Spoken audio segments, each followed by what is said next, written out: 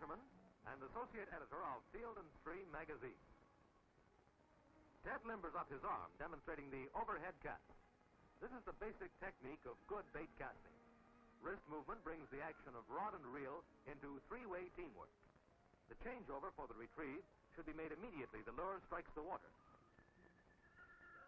When there's an obstruction that stops the angler from using the overhead method, a backhand cast may overcome the difficulty. The technique is the same, wrist, rod, and reel working together to give controlled accuracy.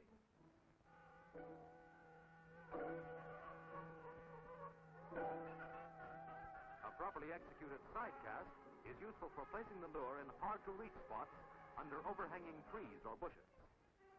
Generally, the retrieve should be slow, but be ready to change pace as conditions indicate.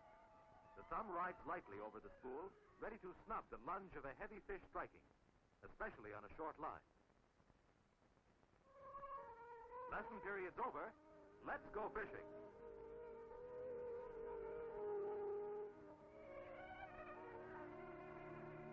Ted and his Canadian companion, Bill McDonald, are out for great northern pike. In cold northern waters, from just east of the Rockies right across to the Atlantic seaboard, pike grow big in Canada, big and tough. They are almost always ready to strike savagely at any lure offered, and they are prime favorites with sportsmen who like the rough and tumble tactics of heavy pike taken on light tackle.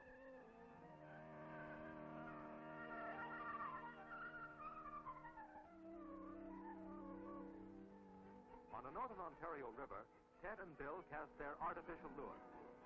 Dark waters, spruce bordered, deep holes where the cold current eddies slowly, and thick weed beds where large pike search for minnows. This is real pike water. Strike. Ted's into a dandy.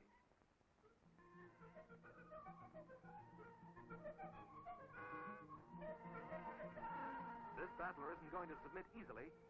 Ted knows all about the danger from a pike's teeth. They are many and sharp, capable of tearing an ugly wound in a fisherman's hand if he isn't careful. A gaff is recommended to land a really heavy fish safely.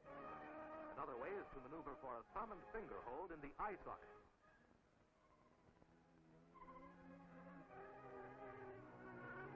This grip seems to paralyze the fish, and it's safe as long as you hold on. The pike will recover quickly when you let go if you want to return it to the water.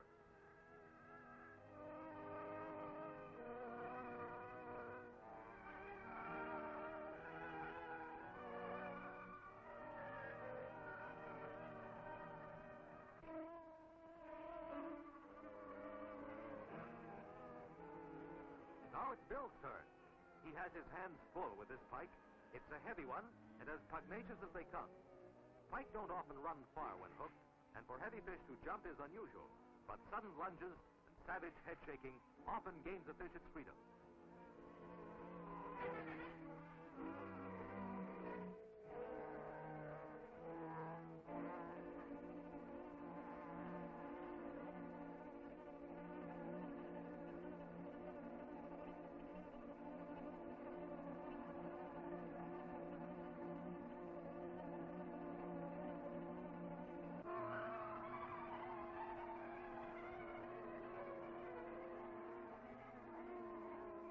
Pike have voracious appetites, and they've got the equipment to handle anything from minnows to ducklings.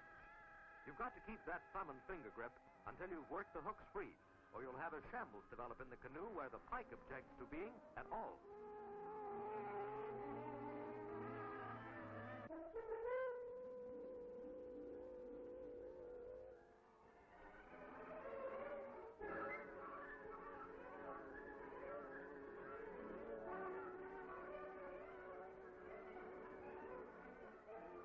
Ted and Bill explore a small tributary stream.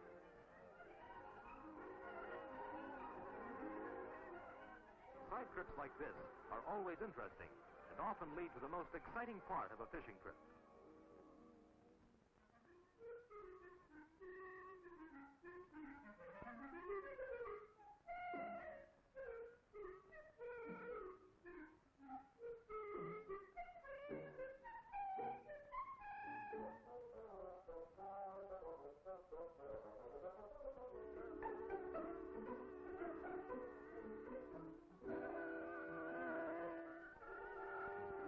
there doesn't seem to be much water free of weeds, it's worth a try.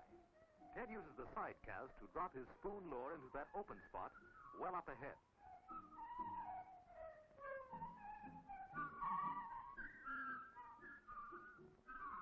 And hooks into a fish, a very small pike.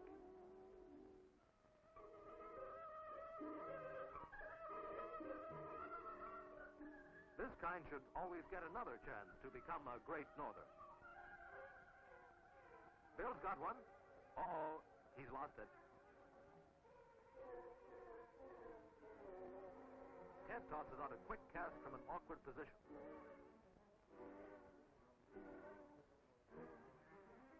Strike. Say, this is fun. A fish on every cast. This must be a regular nursery for small pike.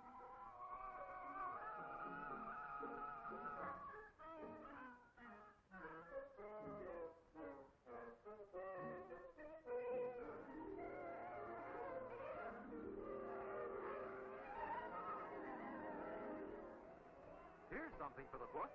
A double on Pike.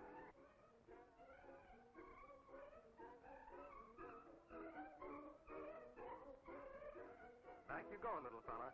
We'll be around to get a line on you another year. Maybe.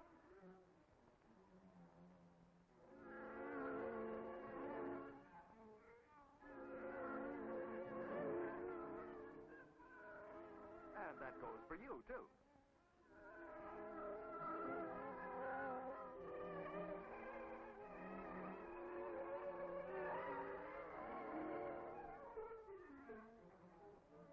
It was fast fishing back there in the marsh, but our anglers are keen to connect with those big pike in the main river again. Bill didn't have to wait long for action. This pike plays hard to get with dogged tug-of-war tactics.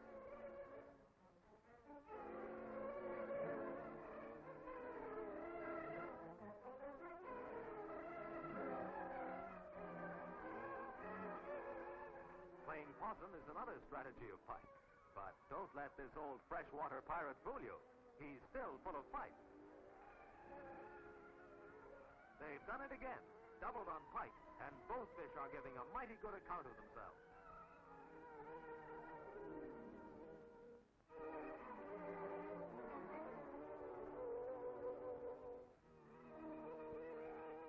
Missing the eye socket grip causes a tackle-testing flurry at close quarters. You must be ready to give line quickly to avoid breaking a rod tip or snapping the light line.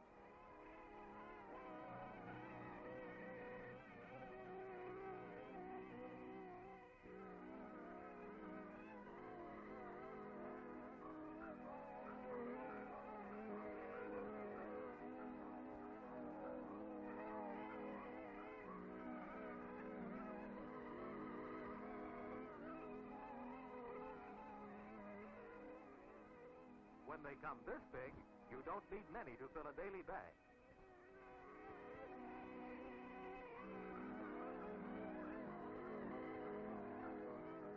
It's been a great day.